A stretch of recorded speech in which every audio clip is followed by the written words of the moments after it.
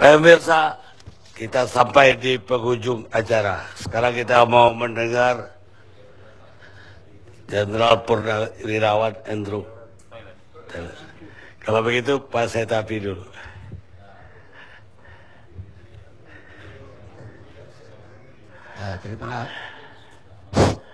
Terima kasih Pak Karni, Bapak-Bapak Jenderal yang saya hormati dan para tamu sekalian yang saya muliakan. Saya sudah dengar banyak pendapat yang pro dan kontra. Gitu. Saya pikir saya dari dunia perguruan tinggi itu wajar-wajar saja. Saya berharap Bapak-Bapak Jenderal jangan alergis terhadap kritik dari siapapun datangnya. Karena saya baru baca tadi pagi, kalau saya tidak salah di Kompas, tentang legal behavior dari aparat kepolisian. Kepada BNPT, ketika saya diundang, saya sudah mengatakan berkali-kali bahwa memberantas terorisme itu ibarat memberantas nyamuk.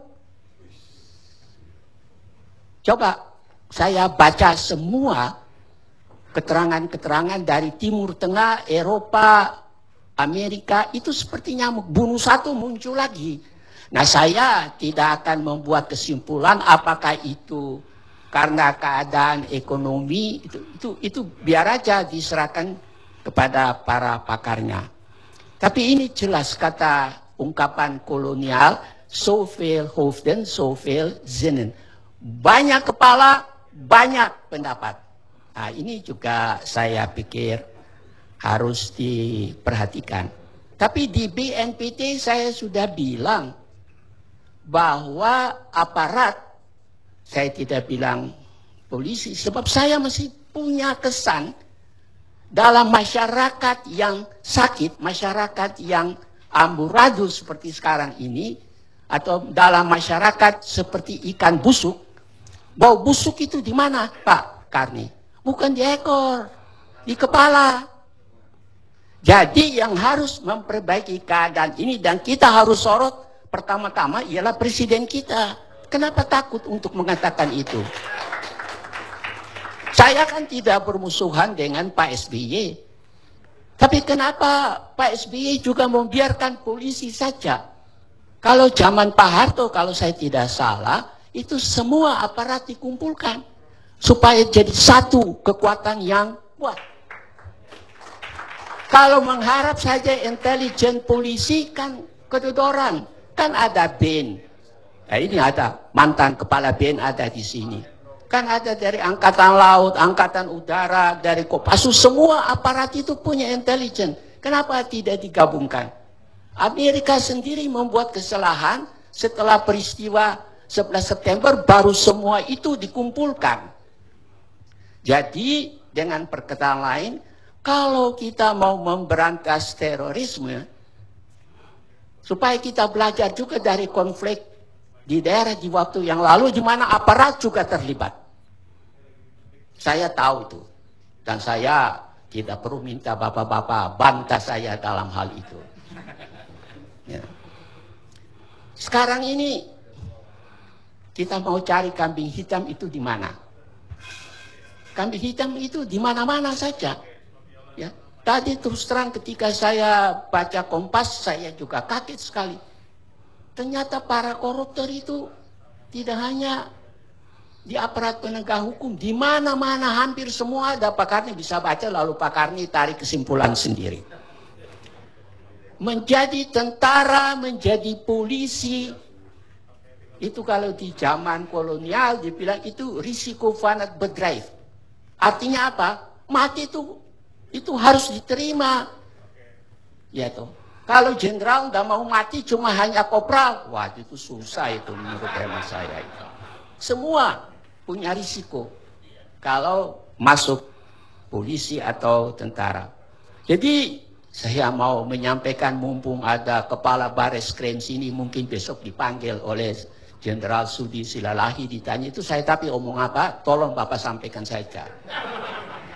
Ini harus memperbaiki seluruh aparat, terutama kepolisian dan lain-lain. Dan bagaimana memperbaiki aparat, saya tidak seperti kawan-kawan yang lain lalu menyerang kepolisian. Itu perlu ada kepalanya yang mantap, Pak. Sudah berkali-kali, 2 kali di sini saya bilang, kepala kepolisian itu harus diganti. Ya. Saya, Pak Karni mesti ingat betul. Entah nanti mau cari ada yang pakai kumis apa tidak, itu soal lain.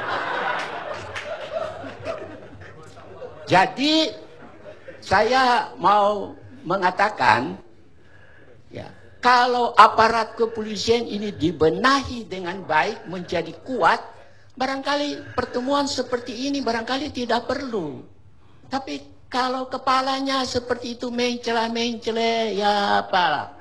Saya tidak minta kepolisian itu dibina sampai menjadi seperti Kopassus. Oh tidak. Kan kepolisian itu ada punya tugas yang lain sama sekali dengan Kopassus. Ya, toh. Tapi cara pendekatan ini sudah pernah saya sampaikan. Saya mohon jenderal dari BNPT tolong baca makalah saya. Saya tidak uraikan di sini. Ini bukan tempat untuk berceramah tentang bagaimana memberantas terorisme itu. Tapi tolong Bapak baca baik-baik. Saya pernah bertanya, kalau betul ini kelompok dari aliran tertentu, kenapa MUI itu tidak pernah bicara dan memberi pencerahan kepada mereka?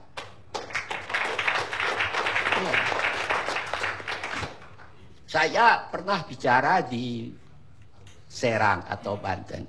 Ketika saya bilang, kenapa MUI tidak beri pencerahan? Pak Karni tahu, anak-anak muda itu bilang apa? Kami tidak percaya sama MUI, kami lebih percaya sama para ulama. Nah saya juga tentu kaget. Tapi saya kira saya bukan ahli soal itu, cuma hanya dengar aja dan saya sampaikan kepada pimpinan. Jadi, menurut hemat saya, Pak Karni, polisi juga harus meniru seperti yang dilakukan oleh Angkatan Darat. Kan ada pos-pos Babinsa di mana-mana. Polisi saya kira tidak punya pos-pos seperti itu. Apalagi punya pos-pos seperti polisi Jepang. Ya, kalau polisi mau bisa bergaul dengan masyarakat, dia harus seperti ikan dalam air. Bergaul itu harus di mana-mana ada pos-pos kecil-kecil. Tapi ya sekarang, karena kenapa saya agak kritis? Tahun 93 saya yang minta polisi keluar dari ABRI. Jadi saya merasa berhak untuk memperingatkan polisi. Sekarang tuh gagal loh polisi itu. Bayangkan macam-macam di dada sini, di bahu semua. Tapi so what? Maunya apa? Kan itu kita kan tidak merasa perlu dengan hal itu. Sekarang aja sudah ribut di luar. Masing-masing pasang kuda-kuda untuk menjadi Kapolri. Saya kira, waduh, kalau begini ya negara kita jadi rusak nanti menurut hemat saya. Saya harap ya istana mendengar apa yang saya sampaikan ini dan Bapak Presiden pilih Kapolri bukan karena masa jabatannya masih lama, tetapi apakah dia itu tegas apa tidak, mempunyai integritas apa tidak, meskipun cuma hanya sisa masa jabatan 1 atau 2 tahun. Saya tidak tahu itu nama siapa karena saya tidak kenal mereka semua. Tapi memerlukan seorang jenderal yang tegas.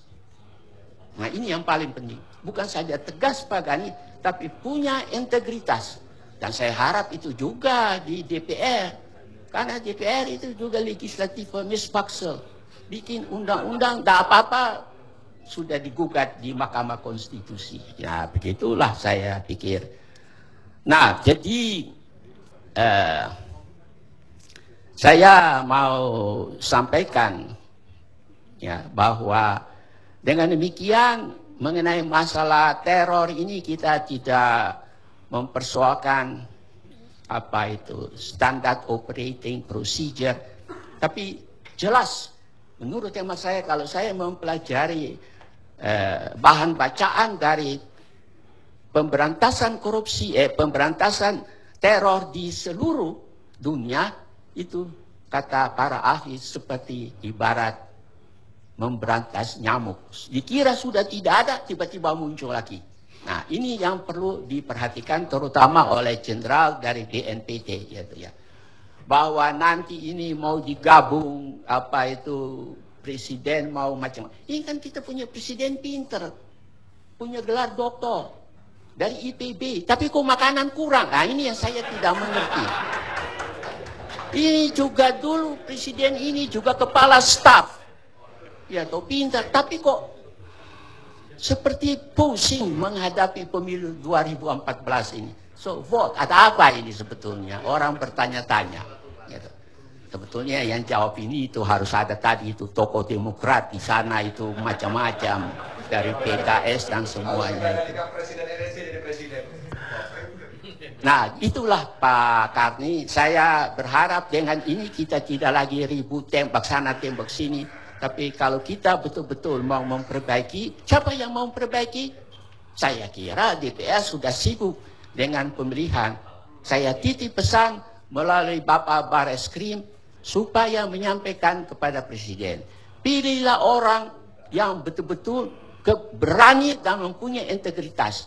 Jangan seminggu naik pangkat lagi, tiba-tiba jadi Kapolri. Itu bukan prosedur yang baik. Itu kampungan namanya itu. Terima kasih.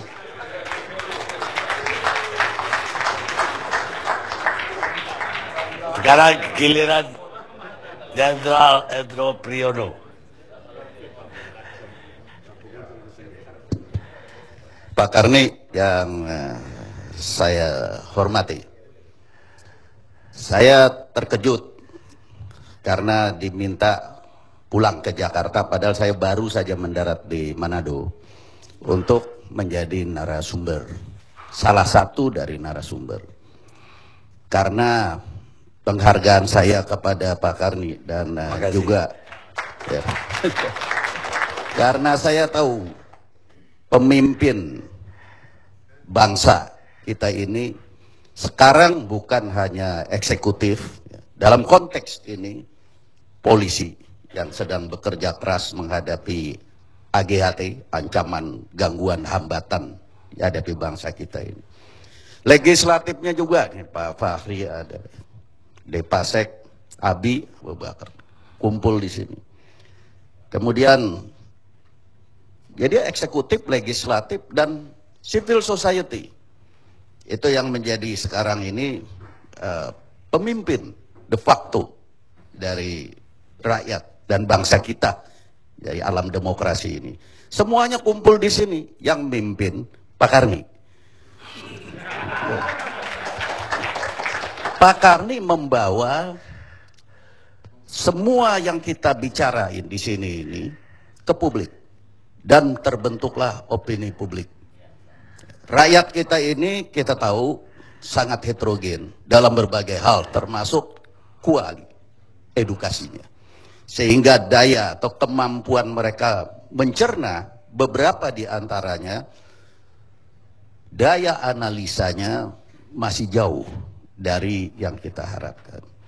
Tapi pemimpin de facto di sini mass media yang Pak Karni sekarang figurnya di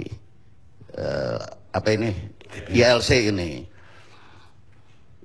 saya mohon, tadi saya katakan datang ke sini karena saya tahu bahwa di sini letaknya kekuatan mass media memimpin legislatif, eksekutif, yudikatif, pada kumpul dan hakim juga ada di sini, ya, dan civil society juga LSM saya dengar. Tidak keliru bahwa negara memberikan bintang Mahaputra kepada Anda. Dan memang Mahaputra sekarang sedang berdiri di depan kita. Kita yang putra semua ini Mahaputra. Sang Mahaputra, saya harapkan bahwa melihat kondisi yang seperti ini, tolong narasumber yang bisa mengakibatkan, kira-kira Pak Karni bisa kira, rakyat tersesat di dalam mengambil kesimpulan, jangan diundang lagi. Saya merasa bukan karena umur saya 70, karena masih ada yang lebih tua, guru saya, Profesor Said Tapi saya melihat bahwa apa yang disampaikan tadi oleh Nur Huda Ismail, apa yang disampaikan oleh Al Haidar, itu adalah fakta yang punya nilai dalam intelijen A1. Sumbernya terpercaya karena dia dari sana, dia nyusup dan ada di sana, dan informasi yang dia bawa sebagai fakta disajikan, ditonton jutaan orang ini, ILC ini, itu diperkuat oleh informasi yang lain. Karena itu demi kualitas ILC, menurut saya orang-orang seperti inilah yang sebetulnya bisa dijadikan narasumber. Dan ketika saya memperhatikan barusan ini, saya merasa ini hari adalah hari terakhir saya untuk mau menjadi narasumber. Karena pengetahuan saya sudah kalah dengan anak-anak ini. Ya. Kita mesti tahu diri, Pak. Bukan hanya usia, kalau kita memang kemampuannya ternyata generasi penerus sudah lebih daripada kita, tahu diri. Jangan terus mau muncul. Ya, jadi saya mohon maaf untuk berikutnya nanti. Menurut saya, kalau saya terus-terusan jadi narasumber, apalagi yang terakhir lagi ngomongnya ini, seolah-olah inilah yang paling benar. Tidak. Ternyata banyak saya lihat di floor ini pengetahuannya luar biasa. Dan saya terkejut. Tadi saya ditanya, apakah Abu Roban itu sama dengan Abu Umar? Iya, sama. Nah, saya udah kalah. Saya tidak tahu bahwa itu sama. Ya, karena itu saya harus mundur. Beda itu. Beda itu. Satu kelompok maksudnya. Satu kelompok. Ya, sama satu kelompok. Jadi kita jangan sok tahu gitu. Daripada kita sok tahu, kita menyesatkan rakyat yang tidak tahu atau belum tahu. Lebih bagus kita tidak usah bicara dan tidak usah muncul di depan rakyat, depan publik. Kemudian yang kedua, Pak Karni, saya ingin menyimpulkan saja bahwa apa yang terjadi sekarang ini dilakukan oleh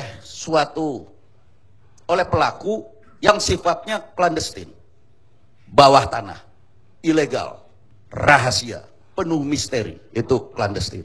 Yang kedua, ada konsepsi, terkonsep, bukan mendadak terus dia berangkat, tidak juga termasuk rencana seperti mau garong, itu bukan konsep. Konsepnya dari mulai ada latihan militer sampai penentuan basis operasi, sampai daerah operasi, darul hub, lain-lain itu penentuan. Itu konsep dan main dia. Di mana tempat mainnya? Daerah operasi Jakarta. Berarti basis operasi dia ada sekitar Jakarta. Ini ada gejala ke sana. Kemudian metodenya. Metode seperti ini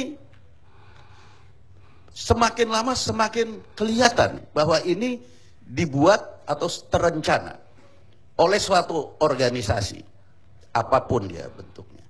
Tadinya dengan teror bom itu sasaran tidak terbatas, undiscriminated. Sekarang mengerucut polisi. Saya hanya mengingatkan, sebentar lagi pemimpin-pemimpin elit akan jadi sasaran. Ini pelajaran, Pak, pelajaran ilmu clandestin. Dan mengerucut terus, akhirnya semua orang yang kira-kira muncul seperti begini, jadi sasaran juga. Jangan senang gitu. Yang seperti ini, Pak, sasaran juga kita lihat. Jadi kita lihat metodenya, kita lihat sasarannya, baru kita bisa kira-kira subjeknya. Metodenya ini, metode yang disebut penggalangan dengan pendekatan keras. Itu teror. Teror itu adalah salah satu bentuk penggalangan dengan pendekatan kekerasan. Saya masih lihat dari waktu ke waktu makin buyar tentang terorisme ini. Saya ingin menyumbang sedikit sebelum saya mungkin kalau ketemu Pak Karni di tempat lain, tidak lagi di ILC ini ya.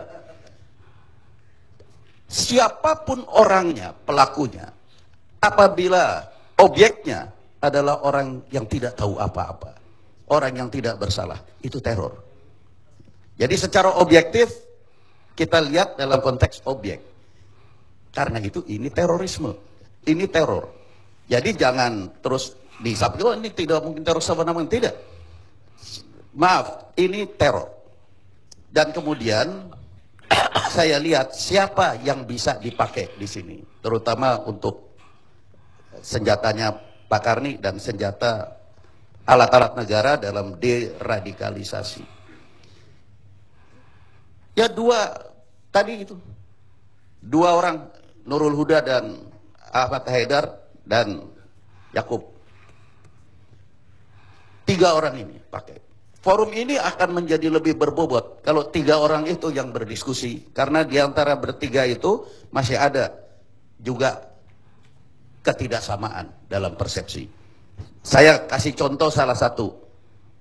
Durrahman Ayub tadi mengatakan soal Wahabi dan beliau berang cara soal Wahabi. Padahal yang dimaksud Al-Haidar saya perhatikan tadi. Wahabi ini, ke satu ya, saya orang tua dan saya alami bukan teori. Wahabi ini muncul oleh Muhammad Ibnu Abdul Wahab. Maka alirannya disebut Wahabi dan jauh sesudah Rasulullah tidak ada di pikiran dia. Dia bersama Ibnu Abdul Saud, Raja Arab yang pertama, membentuk kerajaan Arab Saudi. Ibnu Abdul Wahab mengurusin agama, membersihkan Islam dari takhayul, khurafat, bid'ah. Sedangkan Ibnu Saud membentuk pemerintahan politik. Tidak boleh saling nyebrang. Walaupun mereka baku kawin akhirnya. Tapi lama-lama Osama bin Laden kepengen ikut-ikut politik. Jadi cerita ini udah beda gitu, udah geser. Sebelum ada pergeseran ini juga Ibnu Abdul Wahab pernah menulis surat bahwa saya tidak pernah menyuruh atau melarang apalagi dengan kekerasan orang yang berziarah ke kuburan. Tapi orang-orang yang mengaku pengikut Ibnu Abdul Wahab membunuhin orang-orang yang mengikuti tradisi-tradisi itu yang dianggap itu tidak Islami. Dulu begitu ceritanya. Oleh karena itu yang dimaksud oleh Al-Haidar adalah Wahabi yang salah kaprah, bukan Wahabinya Ibnu Abdul Wahab. Kalau Wahabinya Ibnu Abdul Wahab lain.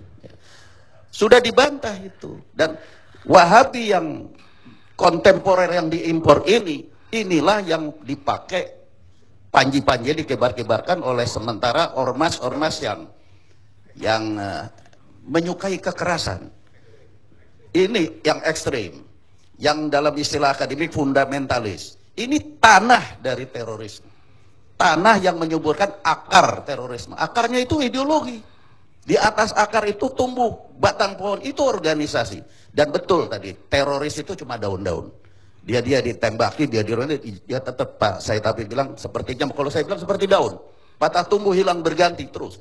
Jadi yang harus dibunuh apanya? Bukan daunnya saja, tanahnya. Dan itulah deradikalisasi betulnya itu. Dan deradikalisasi itu mematikan akar, pohonnya mati sendiri, daunnya mati sendiri. Caranya, kalau misalnya kita bicara keadilan itu udah adanya dia akhirat nanti. Di dunia nggak pernah adil. Matahari menyinari itu, daun-daunan itu ada yang kena sinar, ada yang tidak adil. Dan itu bukan sebab terorisme. Terorisme itu sebabnya ya tanah radikalisme itu. Dan ini hanya bisa diselesaikan sebetulnya, betul Pak Saib, tapi tadi saya setuju. Ya semuanya kita, secara semesta kita harus menghadapi ini. Dan pemerintah itu melihat deradikalisasi ini bukan cuman dilihat operasi, pola operasinya saja, juga pola dukungan administrasi dan logistik keuangannya juga harus ada. Maka itu di sini DPR ada di sini dan orang-orang yang ini DPR terkemuka ini saya apalnya karena lihat TV. Ya, ini semua anak buah Pak Karni. Karena diundang nggak ada yang nggak datang, pasti datang.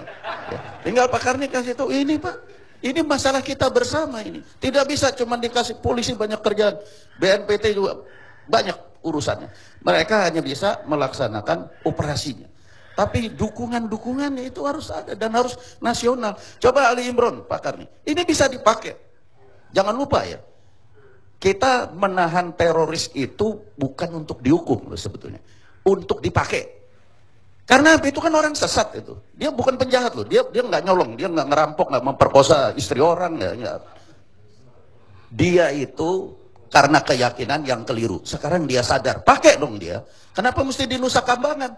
Bawa aja, tahan aja di kantor polisi, dipakai untuk intelijen. Ini jadi terpola. Malaysia aja dipisah.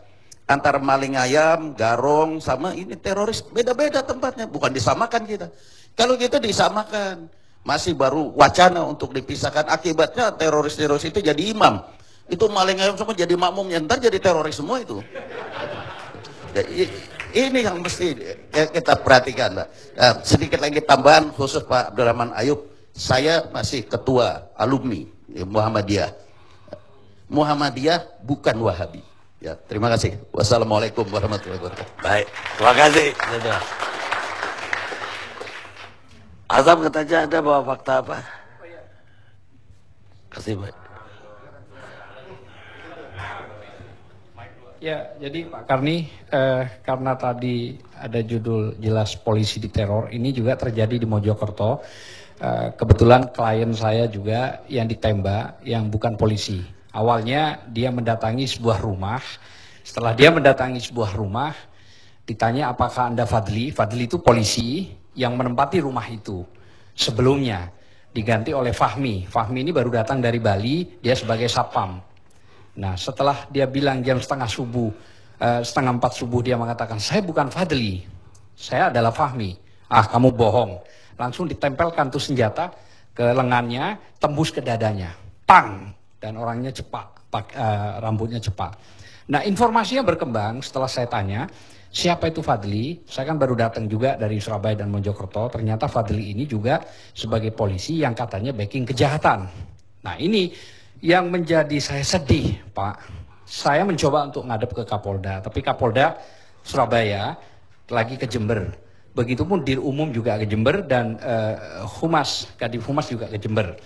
Tapi setelah saya mencoba untuk berbicara kepada Dir, ternyata Dir mengatakan, Dir Umum, bahwa mengembalikan semuanya kepada Polres. Saya sedih, Pak. Saya ini dari Jakarta jauh-jauh hanya untuk membantu orang miskin yang tidak punya apa-apa.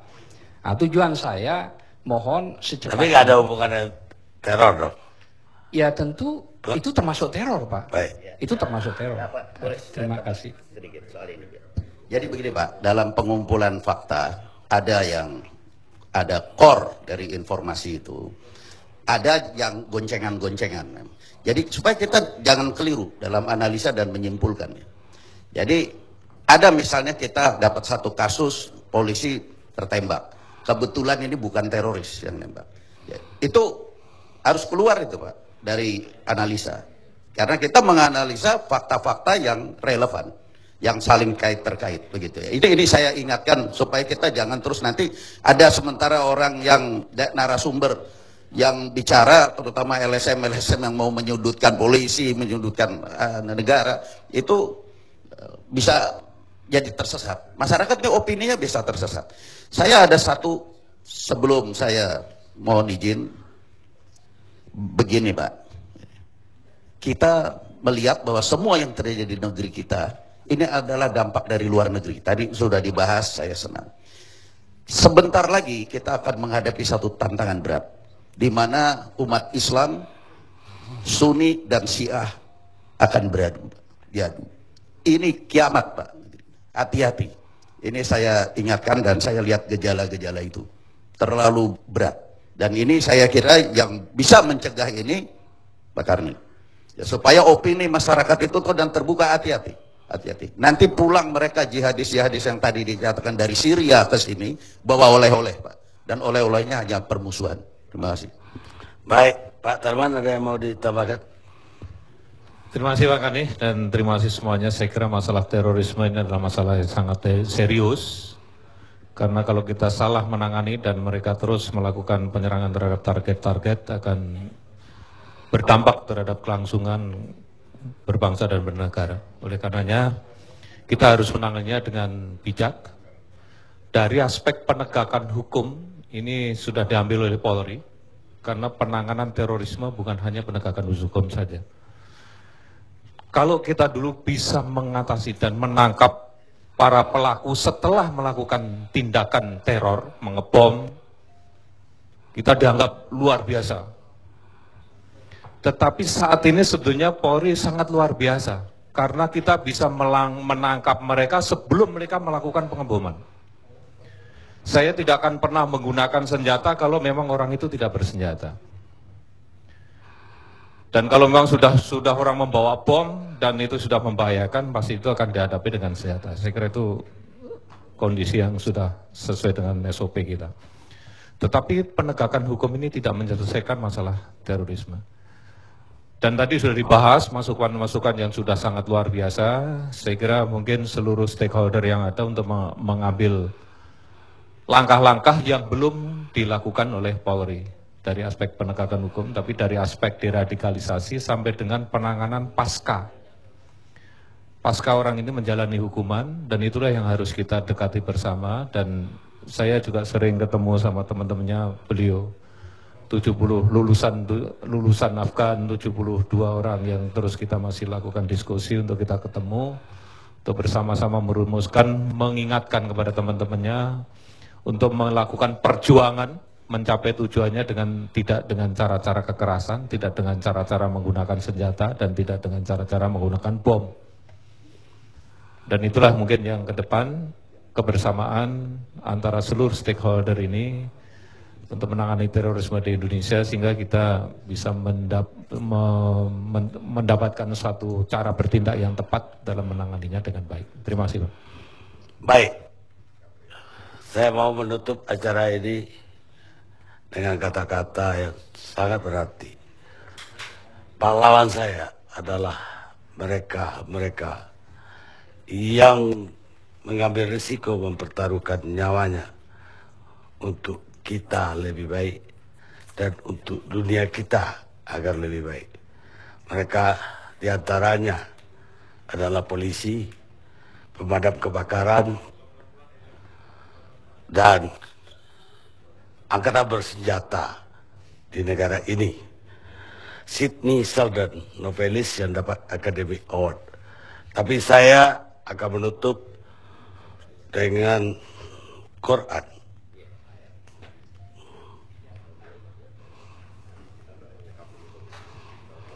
Barang siapa membunuh orang lain tanpa alasan yang bisa dibenarkan, maka dia bagaikan membunuh seluruh umat manusia.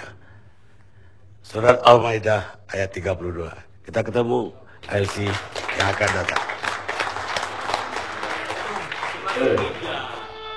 Oleh Gatot Koco. Ya.